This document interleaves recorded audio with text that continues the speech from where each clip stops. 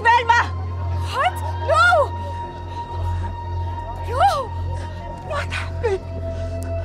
Hindi ko siya kaya patayin! Hindi ako mamamatay tao! Velma! Hindi ako mamamatay tao! Hindi ko kaya patayin si Miss Velma! Sir Eddie, hindi ko po kaya patayin si Miss Velma! Sir Eddie!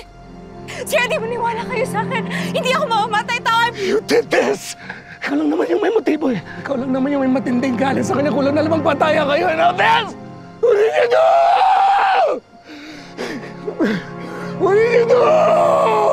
Sir Eddie, aminin ko, matindi yung galit ko kay Miss Velma. Magkaaway kami palagi pero hindi ko kaya siya patayin. I'm not a criminal! I'm not a freaking criminal! Then how can you explain this, Shari? Baka nakakalimutan mo. Tinretan mo si Miss V. Kung hindi niya tutuparin ang pangako niya sa iyong ibigay ang Velma Beauty. Diba? No! No, no, no, no! Can someone get this girl out of my sight? I'm not a criminal! Call the cops! Hindi ko pinatay si Miss Velma! You're standing there!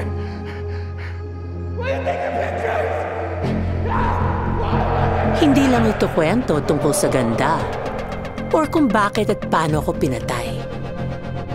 This is the story of the price we must all pay to be beautiful. And why? Because in this world, to be beautiful is to be seen, to be heard, to be loved. To be beautiful is to survive.